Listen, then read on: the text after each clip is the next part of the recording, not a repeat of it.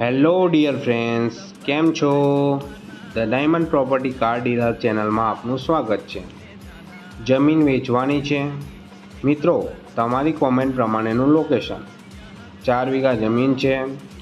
ભાવની વાત કરીએ તો વીઘાના 25 લાખ રૂપિયા.